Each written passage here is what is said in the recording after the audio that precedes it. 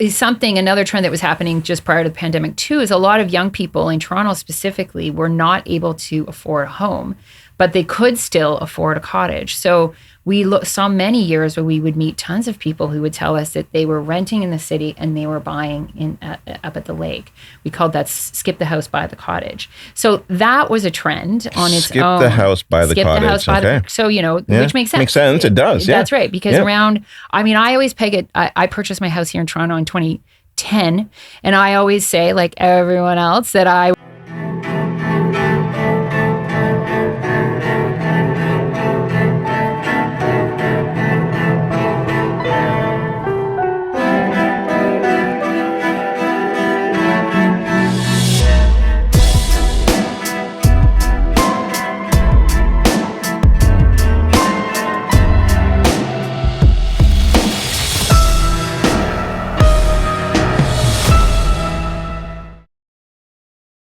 Michelle Kelly, how are you doing today? Good. How are you, Gary? Good. Listen, I'm excited to have you here. It's been a few months to try and get this together. Yes, I'm sorry. Yes, but it's all good. I know you're busy, but I'm excited to do this with you. And there's been a lot of things happening out in cottage country, and I wanted to reach out to you to talk about that, because you obviously are the editor in chief. Yes, editor in chief. Yeah, at the Cottage Life show. Yeah, Cottage Life magazine. So who else would I want to talk to than you? Well, thank you. Yeah, I appreciate that. Yeah. So why don't we dive into it? But before we do, why don't we talk about who you are, what you do, sure. Your background, and then we'll get into some of the nitty gritty, what's happening out in cottage country. You got it. So I appreciate that. So I am the editor in chief of Cottage Life magazine. Yep. Cottage Life has been around since 1988. Started as a magazine and has grown in really impressive ways. Actually, we became very early on, about 10 years into our life, we started a series of Cottage Life shows, consumer shows, which there's one in the spring coming up at the end of March here in Toronto, and then there's one in Ottawa a few weeks later in the middle of April. Yep. And then we have a fall Cottage Life show also in Toronto. And that is really when the brand comes to life, I would say. Everything that you'd ever could possibly imagine that you would need at the cottage, everything from cocktail mixes to docks to log homes to boats to pillows to put on your hammock. So all that stuff in one place. So that's the big advantage of coming to the show. And of course, all of the Cottage Life team is there, the experts that work on the magazine. And the magazine covers really, we started talking about seasonal waterfront recreational properties. And I'm sure I don't need to tell any realtors this, but the definition of a cottage has really changed since we started in 1988. Now, a lot of people are living, maybe they retired at the cottage or they work from the cottage, or the very definition of, a cottage isn't necessarily on the water anymore. It's not certainly 3 seasons necessarily anymore. Right. A lot of people are living there full time.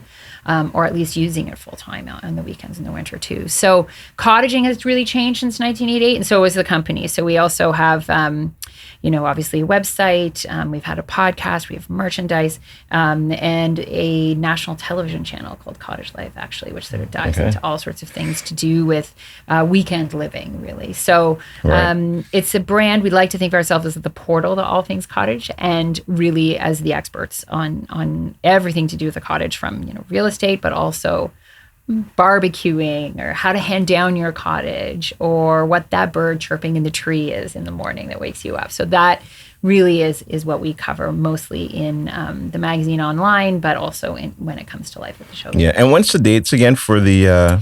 Yes, thank you for asking. Yeah. It is the last weekend in March. It's always the last weekend in March, pretty much always, depending on when Easter is.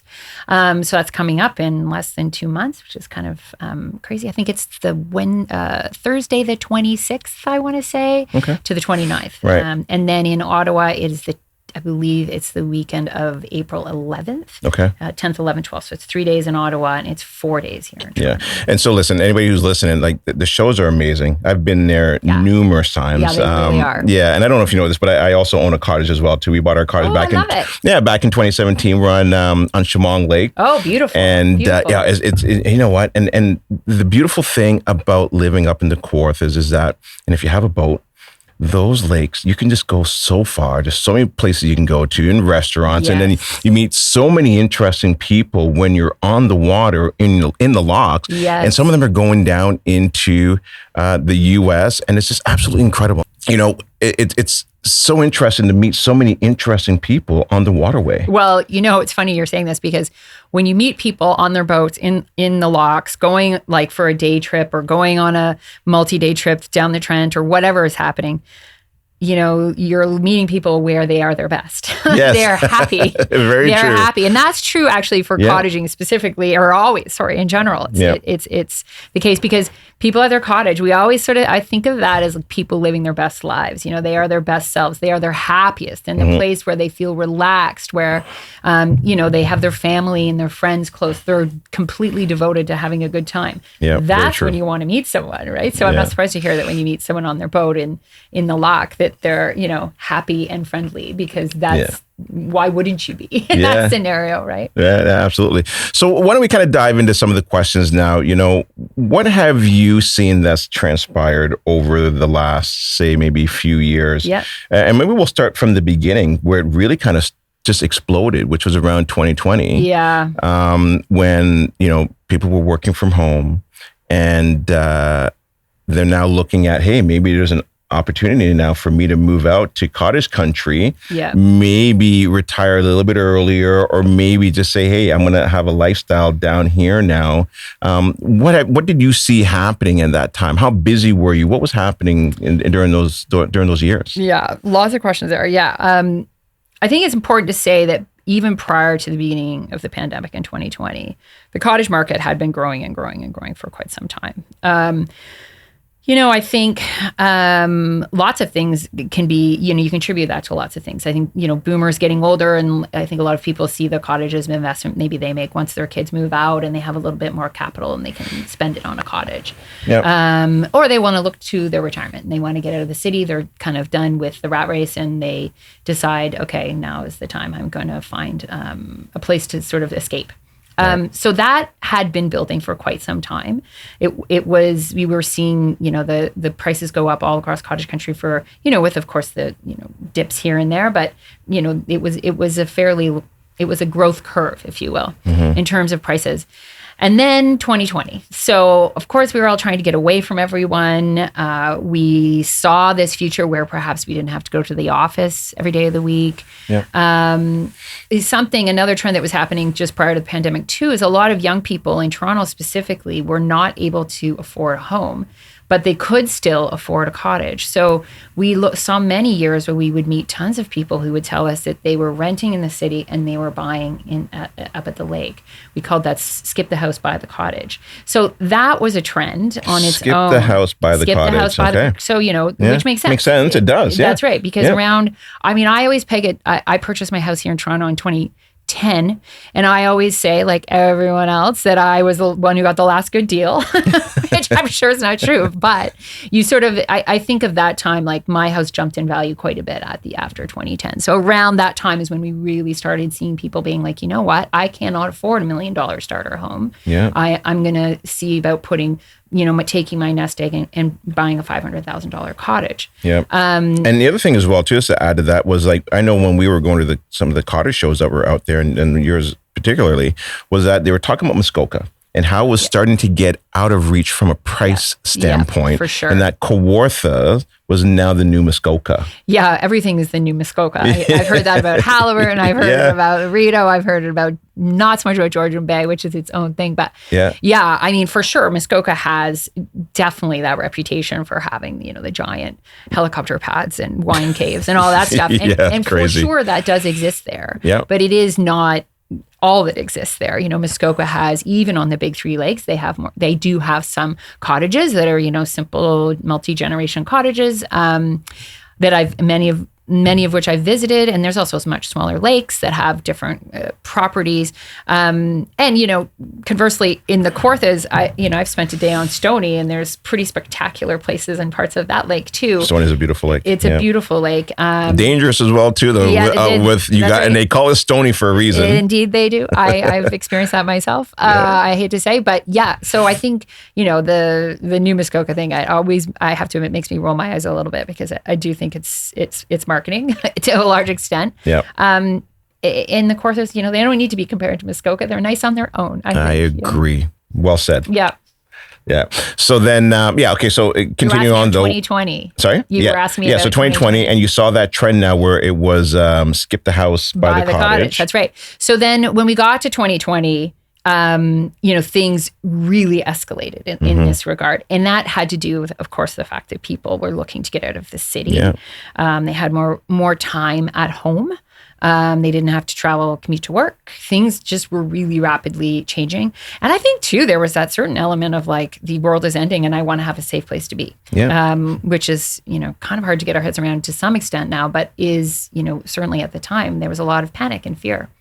So all of that resulted in everyone buying cottages and the prices going way, way up and the supply going way, way down, which of course drove the prices up even further. And for quite a while there were very few listings to be found. Right. Around last year-ish, the property, like a few more properties came on the market. Things are sort of loosening up, but I would still say that it is not to the pre-pandemic levels where we saw more listings and you could sort of negotiate or get a deal, or you didn't, all the things that were happening. I know, again, I go back to when I purchased my home in the city in 2010 without a building inspection, and you got to get right in there and you can't wait. And, that's what was happening in the pandemic. And maybe that's loosening up a little bit too in cottage country. Now you have a little bit more time to make decisions. You don't have to feel so rushed. You can negotiate a little bit, which was not the case in 2020. Right. So during that time, though, you were seeing obviously probably like a lot of multiple offers, no conditions. Yeah,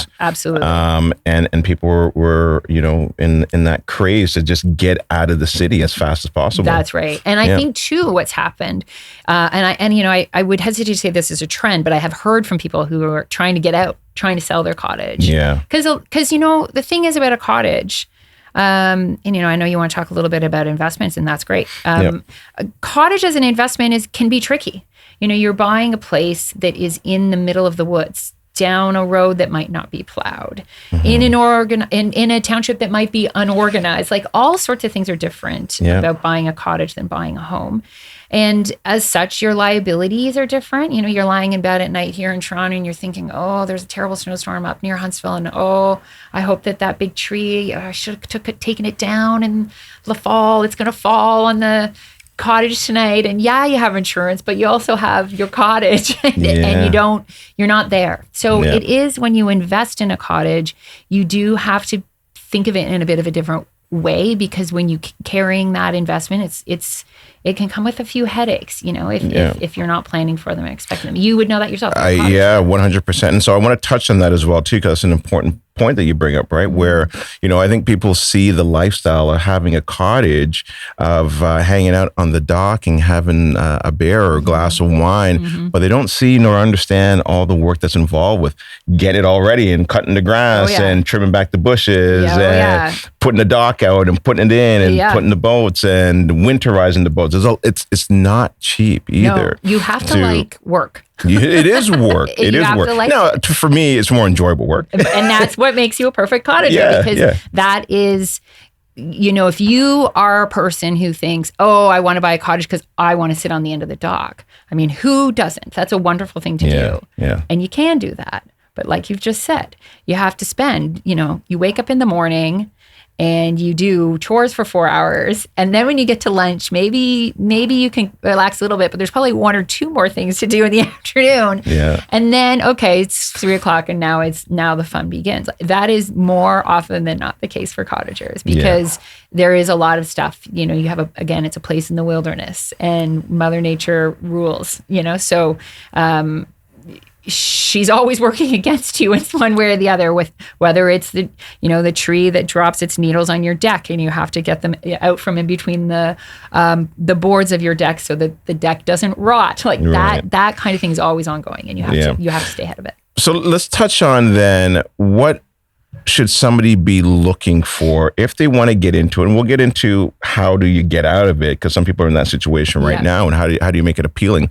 But if somebody right now is looking for a cottage that they want to purchase, and we'll say from an end user standpoint, so they want to use for their own personal use, what are they looking for? What should they be paying attention to? 3 season, 4 season, what's the difference? All those kind of things, waterfront, not waterfront. Yeah. I mean, that is a great question, and it's hard to answer because everyone has their own, scenario. Yeah. I think in my experience, I have seen mostly people who want cottages, people with families, and they think of their cottage as a long-term, you said someone who's an end user. So someone who's going to use that cottage for a long time. They're probably picturing their grandkids jumping off the dock as well as their own. Yeah. So they're thinking, okay, if there's not a lot of space here right now for those grandkids, is there a spot we can build a bunkie? Can we expand here in a way that still is manageable? It isn't like adding a second story, or maybe it's just, could we put a little bunkie over there at the edge of the lot? Right. As we get older, do I want to live here, when I retire? Are we close to a hospital? Is it hard to get in and out of this place if there's an emergency? Yeah, that's a good point. It is really important, right? Because as we know, there's been a lot of news over the last couple of years about rural areas losing access to ERs specifically, which has been, is a real problem for people who are aging at the cottage. You're up on the roof, you do it every year, you're up on the roof cleaning the roof, and suddenly, I don't know, you maybe shouldn't have done it this year, and then you fall off, and then what? You have to be smart about that stuff. And I think when you buy, that's just something to think about. Now, of course, there are other people who really desire that getting away from it all. They want to be at the end of that unmaintained road in the middle of the forest without a cell signal. Like, that's really important to them. And that place exists too. It's just going into it with your eyes wide open and understanding what the liabilities are sort of long term. There's so many different cottages available, right? Yeah, like there really is. Like, you can have a place that's on an island on a remote lake, without a cell signal, as I was just saying, or you can have a place that's like a timeshare right in town, and both the people who use those places would call those cottages. So it's really, there is something for everyone. And I think this is where it's really important to then be reaching out to a realtor who is an expert in cottage country, understands well and understands septics. And is there any type of maintenance that you may have to pay for those roads? Who's looking after those roads? For sure. There's a lot of different moving pieces that you have to pay attention to. And if you're going to get a boat, can you launch your boat off of your property? Do you have to go to a launch? For sure. So there's a lot. Well, and really a lot of what you're talking about affects getting a mortgage. Yeah. And that's something that is, I know people who've gone all the way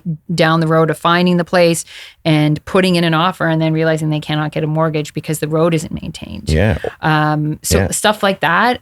And I do say this all the time. It's tricky when you live. So if say you live in Toronto and you say to yourself, okay, I want a cottage. Yeah. We always say, like, find a realtor in cottage country who can help you, who knows that area. Because what happens in Lake Huron is different than what happens on Stoney. Like, it's a very different place. So find someone, I think the number one thing you need with a realtor is someone you trust, regardless of where they are. Like, that's so important. Yeah.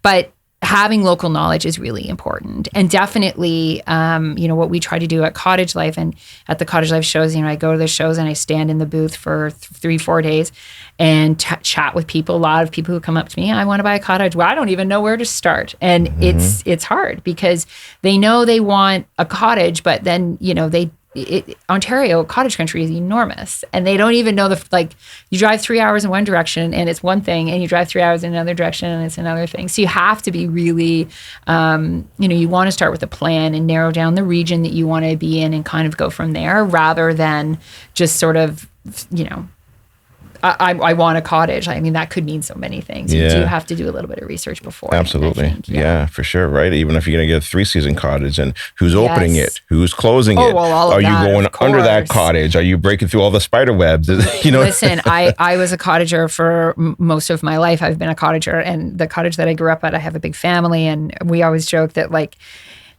at the end of the summer, you've been with these people, in my case, I have 3 siblings. They're married. They'll have children. So it's a lot of people. Yeah. By the end of the summer, you're just kind of thinking to yourself, okay, I'm kind of glad it's the end of the summer because I love these people so much. They're my favorite. And a cottage weekend with my siblings is, magic. I love it.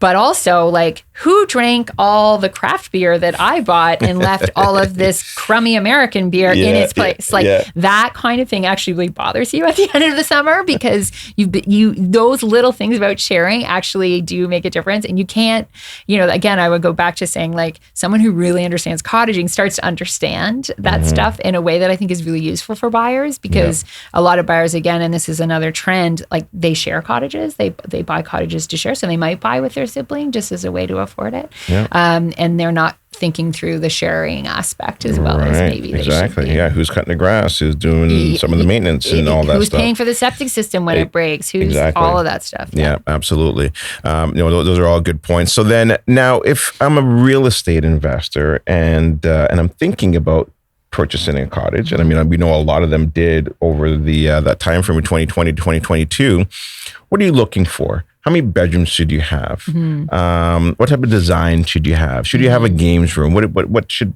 people be looking for in that aspect and expect they maybe even get for rent, and what type of platform should they be using? Yeah. So obviously renting is another thing that was a big pandemic trend too.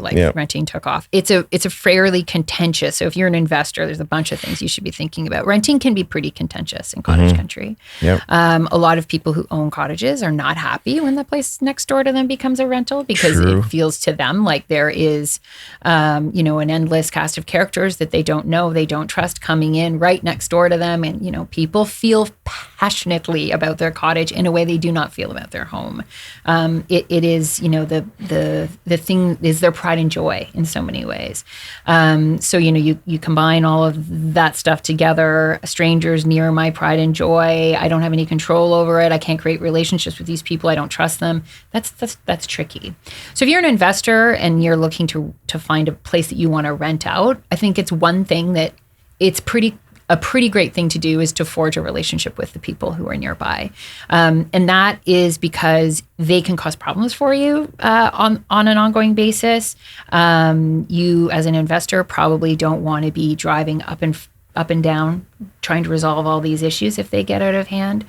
So creating a good, strong relationship is really, really important. Not to mention the fact that there are lots of bylaws throughout cottage country, and it's a patchwork. They're not all the same in wherever you go, where you're not actually allowed to rent out places. There's a lot of restrictions on the amount of time you can rent out, to how often you can have it rented, but sometimes you have to pay dues in order to rent it. And a lot of people we've heard it's just not worth it to do it anymore. So if you're looking to find a rental as an investment, absolutely call the municipal office in your area of where the place is, and you can find out some of those rules. So that's 2 things. Forge relationships with your neighbors if you do buy the place, but before you even buy, you definitely want to call and find out what the restrictions are on renting, because there are more and more of those happening every summer. Yeah, such a good point, because a lot of times people jump into that game, whether it be cottage country or whether it just be regular rental, and thinking that they can do things that they can't. Absolutely. Because they haven't checked with the city, they haven't checked with their municipality. And every municipality is different. Everyone is different. Sometimes they'll let you do anything you want as long as you pay for it. Right. But maybe you don't want to pay for it. Yeah. A lot of places, even if you do pay for it, they won't let you do it. Yeah. And again, this comes back to the relationship with the neighbor. A bad neighbor or a good neighbor, depending on how you look at it, can really make your cottage weekends bad. Like you want to, they can. And again, they're very emotionally attached to their place. And if you have a renter in your property who's really loud one night, like you might hear about it forever, right. and maybe that's warranted too. I'm not one to judge on this thorny issue for sure. But again, yes, I think you're exactly right. Like calling and knowing what you're able to do and then following that law and making sure that you're being respectful to the neighbors around you. Super important about renting. Yeah.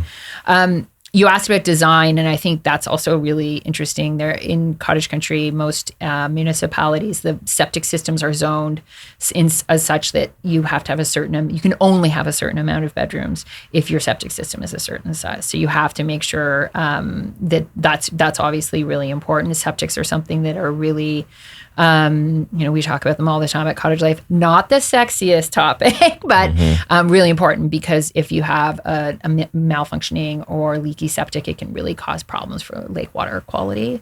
And that's another good point for investors. Definitely find out about your lake water quality before you buy. That is why people go to the cottage, is to be on the lake.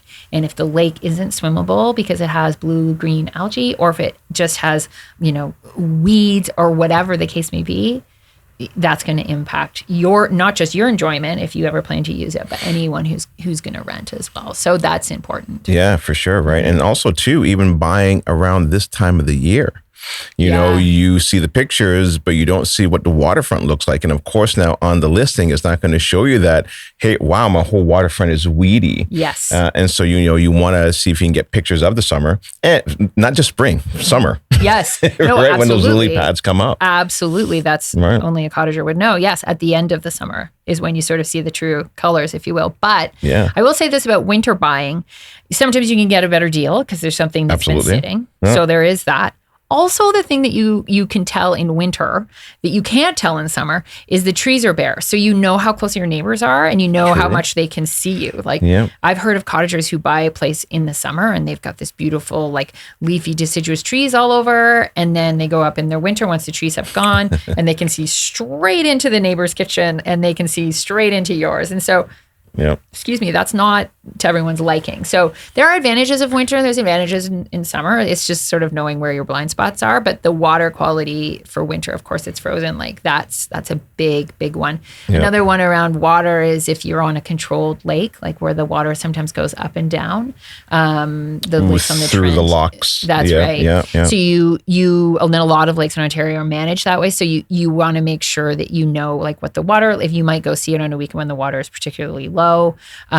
It can really change the waterfront. So that's just something to be thinking about as well. Yeah, for sure. And even you touched on septics, right? And septic is such an important part of your cottage. Yeah. Also as well, too, holding tanks. And what's the difference between a septic and a holding tank, right? And how that can also impact your mortgage. Yes. Which a lot of people don't realize. Interesting. Now, do you have a holding tank at your place? I don't know. We have a septic. Okay. Yeah. The holding tanks are generally grandfathered in now, or if you're on a property where they, like I've seen island properties, for example, that are really small and built on Canadian Shield, and you cannot get a septic system, so they'll have a holding tank.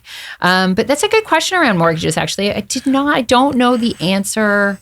It will cause issues because from a rental standpoint. Okay. Because now renting it out, how many people are going to be there? How often are you going to have to get that obviously pumped out? Yeah. So, and especially if you want to do long-term rental, that becomes an issue. Interesting. I don't know. I will not pretend to be an expert on that. I will look it up. That's really interesting. Yeah, but these are all things that you have to pay attention to, and especially when you're in a market when you're, obviously things have slowed down, and we'll dive into that part of it later on. But when it was highly active and you're going in firm and not realizing, and now you're trying to get a mortgage and something that's got a holding tank, that can cause issues depending on usage. Yes. Yeah. Ooh. Yeah. So, well, I mean, another good example, like calling, permitting is it's so funny. Oftentimes we'll get questions to the magazine where someone will ask us about, do I need a permit for this or that? And we only ever answer those questions in one way, which is call the municipal office. And the reason for that is it's just different everywhere you go.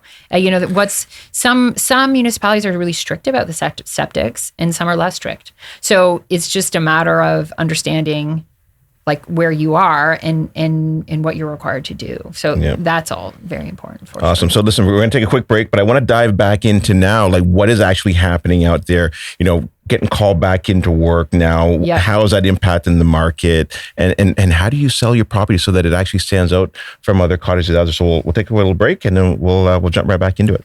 Awesome.